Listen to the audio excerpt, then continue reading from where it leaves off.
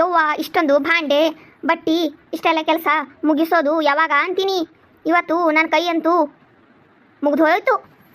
ಮಾಡೋ ಕೆಲಸ ಬಿಟ್ಟು ಭಾಂಡೆ ಬಟ್ಟಿ ನೋಡ್ಕೋತಾ ಕುಂತಾಳ. ಅದಕ್ಕೆ ಒಂದು ಕೆಲಸ ಮಾಡಕ್ಕೆ 2 ತಾಸು ಮಾಡ್ತಾಳ. ಕೆಲಸ ಬಡ ಬಡ ಮಾಡಿ ಮುಗಿಸಲ್ಲ. ಅದು ಬಿಟ್ಟು ಭಾಂಡೆ ಬುಟ್ಟಿ ನೋಡ್ತಾ ಕುಂತ್ರ ಕೆಲಸ ಏನು ಮುಗಿತೈತೇನು? ಅತ್ತಿಗಳು ಅಂದ್ರೆ ಎಲ್ಲ ಮನೆ ಹಿರೇತನ. ನಮ್ಮ ಅತ್ತಿಗಳು ಕೈದಾಗಿ ಇರಬೇಕು ಅಂತಾರ. ಎಲ್ಲ ಸಕ್ರೆ ಸೋಪು ಇಷ್ಟೇ ತಿಂಗಳಿಗೆ ಅಂತ ಹೇಳಿ ಕೊಡ್ತಾರ. ನಾವು ಸೊಸಿಗಳು ನಾವು ಇಷ್ಟೇ ಕೆಲಸ ಮಾಡ್ತೀವಿ, ಇಷ್ಟೇ ಭಾಂಡೆ ಇಷ್ಟೇ ಬಟ್ಟಿ ಮಾಡ್ತೀವಿ ಅಂದ್ರೆ ನಾವೆಷ್ಟು ಕೆಲಸ ಇದ್ರೂ ಸುಮ್ಮನೆ ಕೆಲಸ ಮಾಡ್ತಾನೇ ಇರಬೇಕು. ನಿನ್ನಂಗ ಎಲ್ಲ ಸೊಸಿದೇರು ವಿಚಾರ ಮಾಡಿದ್ರ ಮುಗೀತು, ಆ ಮನೆ ಕತಿ ಮುಗ್ದು ಹೋಯ್ತು. ಹಂಗೆ ಅತ್ತಿಗಳು ಕೆಲಸನೂ ಹಂಚ್ಕೊಂಡು ಮಾಡಿದ್ರ ಸೊಸಿದೇರು ಎಲ್ಲರೂ ಆರಾಮ ಇರ್ತಾರ.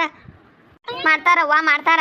ಎಲ್ಲ ಅತ್ತಿಗಳಿಗೂ ಕೆಲಸ ಹಚ್ಚಿ ಸೊಸಿದೇರು ಆರಾಮ ಕುಂತಿರ್ಬೇಕು.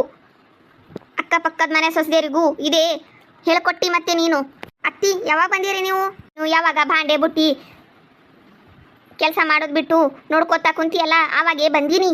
ಅಯ್ಯವ್ವ ನಮ್ಮ ಅತ್ತಿ ಯಾವಾಗ ಬಂದಾರಂತ ನಾನು ತಿರುಗೂ ನೋಡಿಲ್ಲ. ಸುಮ್ಮನೆ ಮಾತಾಡ್ತಾ ಕುಂತೀನಿ. ಮುಂದೆ ಭಾಂಡೆ ಬಟ್ಟಿ ಇಟ್ಕೊಂಡು ಅತ್ತಿ ನಾ ಏನು ಅಂದಿಲ್ರಿ. ಏನು ಅಂದಿಲ್ಲ ಲಕ್ಷ್ಮಿ. ನೀನು ಈಗ ಸೊಸೆದರಾಗಿ ಬಂದೀರಿ. ನೀವು ಸಾಕಷ್ಟು ಅನುಕೂಲ ಅದಾವ ನಿಮಗ. ನಮ್ಮ ಕಾಲದಾಗ ನಾವು ಸೊಸೆದೇರು ಆಗಿ ಬಂದಾಗ ದೂರದಿಂದ ನೀರು ಹೊತ್ಕೊಂಡು ಬರ್ತಿದ್ದೀವಿ. ನಿಮಗ ಏನು ಇವಾಗ ಕೂತಲ್ಲೇ ಮನೆ ಮುಂದೆ ನಳ ನೀರು ಎಲ್ಲ ಐತಿ. ಹೌದೇನ್ರಿ? ಆವಾಗ ಹಂಗಿತ್ತೇನು? ಹೌದು. ಎಲ್ಲ ಬಿಟ್ಟು ಬಾಂಡೆ ಬಟ್ಟಿ ಮುಂದೆ ಅಂಗಳಕ್ಕೆ ಯಾಕೆ ತಗೊಂಡು ಬಂದು? ಹಿಂದೆ ಬಿಸಿಲು ಜಾಸ್ತಿ ಐತಿ, ಅದಕ್ಕೆ ಇಲ್ಲೇ ಬಾಂಡೆ ಬುಟ್ಟಿ ಬಟ್ಟಿನ ತಗೊಂಡು ಬಂದೀನಿ. ಆಯ್ತಾಯ್ತು ಸರಿ ಇರಲಿ. ಬಿಸಿಲು ಜಾಸ್ತಿನೇ ಐತಿ.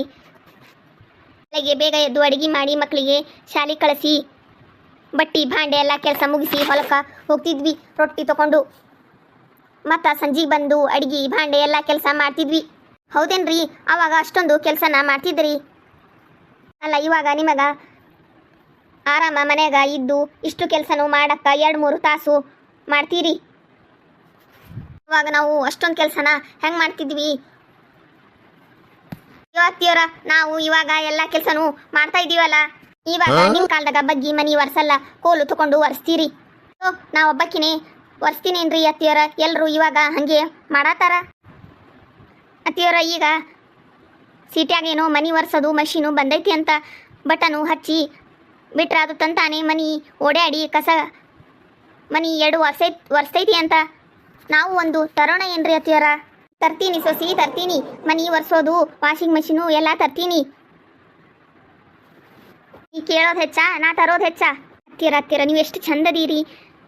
ನೀವು ವಾಷಿಂಗ್ ಮಿಷನು ಮನಿ ಒರೆಸೋದು ಎಲ್ಲ ಮಷೀನು ತಂದರೆ ನನಗೆ ಕೆಲಸ ಕಡಿಮೆ ಆಗ್ತೈತಿ. ನಿಮ್ಮಂಥ ಅತ್ತೆ ಇಲ್ಲ, ನನ್ನಂಥ ಸೊಸೆಯೂ ಇಲ್ಲ, ಹಾಲು ಜೇನು ಎಲ್ಲ. ವಾಷಿಂಗ್ ಮಿಷನು ಮನಿ ಒರೆಸೋದು ಎಲ್ಲ ತರ್ತೀನಂದರೆ ಎಷ್ಟೊಂದು ಸಂತೋಷವಾಗಿ ಇದೆಯಾ? ಅದೇ ಕೆಲಸ ಮಾಡು ಅಂದರೆ ಕೈ ಹೋಯ್ತು ಅಂತ ಕೂರ್ತೀಯ. ನಾನು ವಾಷಿಂಗ್ ಮಿಷನು ಮನಿ ಒರೆಸೋದು ಎಲ್ಲ ತರ್ತೀನಿ. ಇವತ್ತು ನಿನ್ನ ಬಟ್ಟೆನ ಬ್ಯಾಗ್ಗೆ ತುಂಬ್ಕೋ, ಹಾಗೆ ತವ್ರ ಮನೆಗೆ ಹೋಗಿ ನಿನ್ನನ್ನು ಬಿಟ್ಟು ಬರ್ತೀನಿ. ಇಲ್ರಿ ಅತ್ತಿಯವರ, ನಾನು ವಾಷಿಂಗ್ ಮಿಷಿನು ಏನು ಬೇಡ ಸುಮ್ಮನೆ ಅಂದಿನ್ರಿ.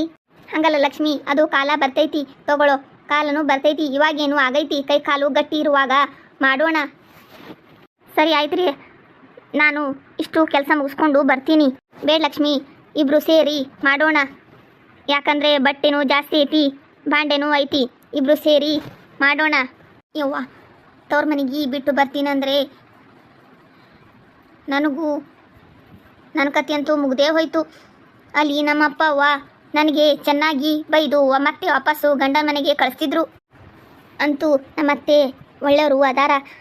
ನಾನು ಒಬ್ಬಳೇ ಕೆಲಸ ಮಾಡ್ತಿದ್ರೆ ಅವಾಗವಾಗ ಬಂದು ಸ್ವಲ್ಪ ಕೆಲಸನೂ ಮಾಡಿ ಕೊಡ್ತಾರ. ಬೇರೆ ಅತ್ತಿಗಳ ಥರ ಇಲ್ಲ. ನೀ ಏನು ವಿಚಾರ ಮಾಡ್ತಾ ಇದೀಯಾ? ಬಾ ಬೇಗ ಬೇಗ ಕೆಲಸ ಮಾಡೋಣ. ನಾನು ಮಾಡ್ತೀನಿ, ನೀವು ಹೋಗಿ ಬಿಡು, ಏನಾಗಲ್ಲ, ಇಬ್ಬರು ಸೇರಿ ಮಾಡೋಣ. ವಾಷಿಂಗ್ ಮಿಷನು ಮನಿ ಒರೆಸೋದು ಅದು ತರೋಣ ಇದು ತರೋಣ ಅಂತ ಹೇಳಬೇಡ ಲಕ್ಷ್ಮಿ. ಮುಂದೆ ಯಾವಾಗಾದರೂ ತರೋಣ, ಇವಾಗ ಸದ್ಯ ಮಾಡೋಣ ನಾವಿಬ್ಬರು ಸೇರಿ ಕೆಲಸನ. ಆಯ್ತು ರೀ, ನಾನು ಇನ್ನು ಮುಂದೆ ತರೋಣ ಅಂತ ಹೇಳಲ್ಲ, ಕೈಲಾದಷ್ಟು ಮಾಡೋಣ. ಸರಿ ಬಾ, ಇವಾಗ ಬೇಗ ಬೇಗ ಕೆಲಸ ಮುಗಿಸಿ ಬೇರೆ ಕೆಲಸನೂ ಐತಿ, ಮಾಡೋಣ. ಐತ್ರಿ, ಮಾಡೋಣ.